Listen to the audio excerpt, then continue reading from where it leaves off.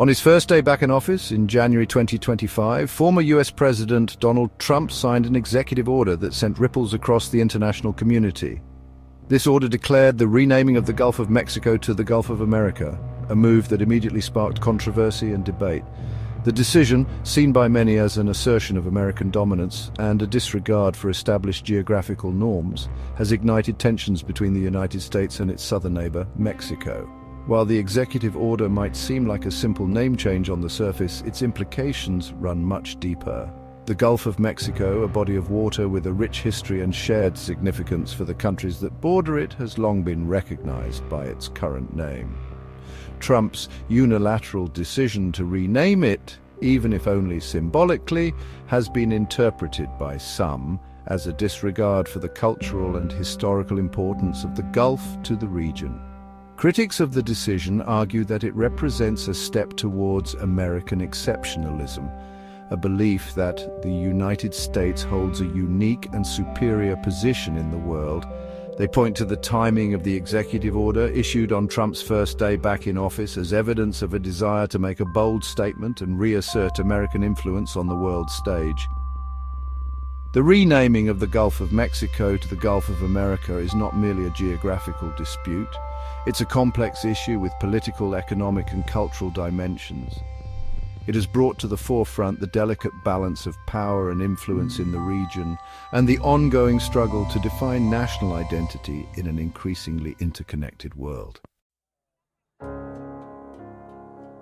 The renaming of the Gulf of Mexico has also dragged tech giants Google and Apple into the fray. Both companies, with their widely used mapping applications, have had to navigate the politically charged waters of this geographical dispute.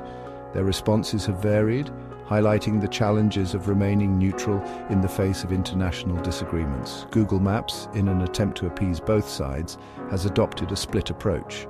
For users in the United States, the body of water is displayed as the Gulf of America, reflecting the official stance of the US government. However, for users in Mexico, the name remains the Gulf of Mexico.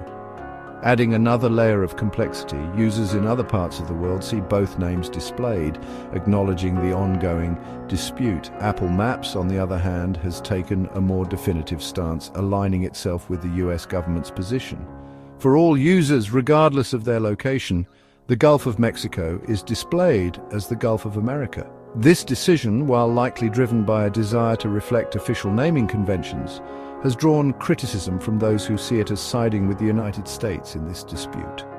These differing approaches highlight the complexities faced by tech companies operating in a globalized world.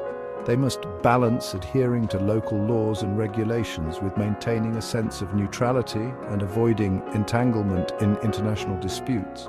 In this particular case, Google and Apple's responses demonstrate the challenges of navigating the often murky waters of geopolitics and the delicate balance between respecting national sensitivities and upholding freedom of information.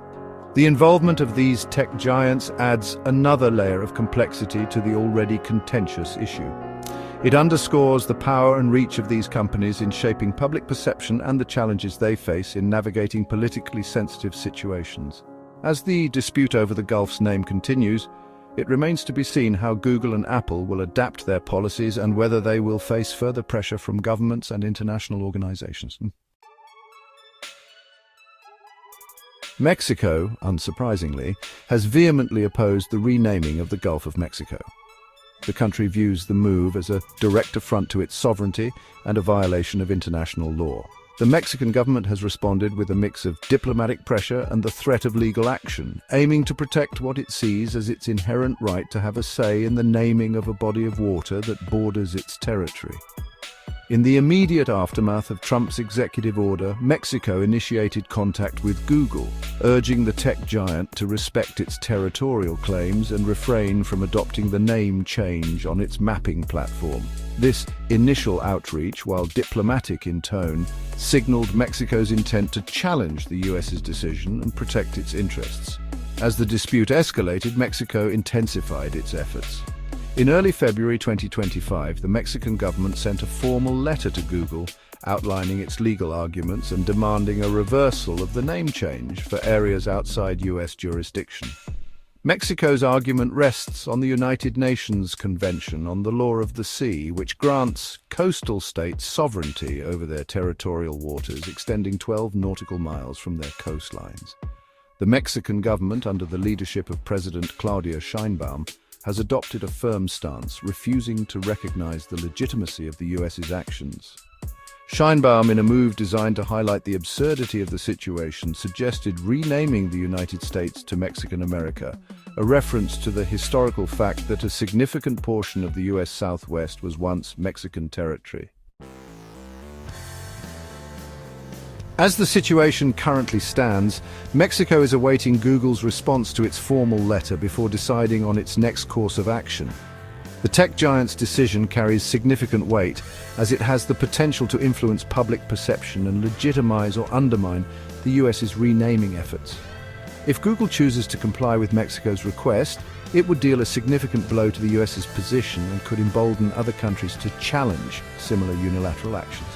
The legal basis of the dispute, as outlined by Mexico, hinges on the interpretation and application of the UN Convention on the Law of the Sea.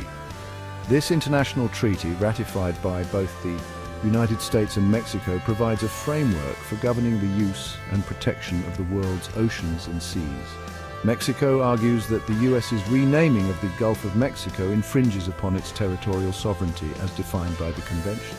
However, the US contends that its actions fall within its sovereign rights, citing the principle of freedom of navigation and the historical precedent of countries renaming geographical features within their recognized territories.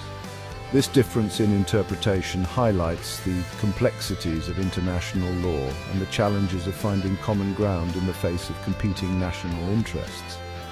The renaming of the Gulf of Mexico is not an isolated incident. It reflects a broader trend of rising nationalism and geopolitical tensions on the world stage. The outcome of this dispute could have far-reaching implications, potentially setting a precedent for future disputes over geographical names and territorial claims. As the world grapples with these evolving dynamics, it remains to be seen whether dialogue and diplomacy will prevail, or whether this seemingly trivial dispute over a name will further exacerbate existing divisions.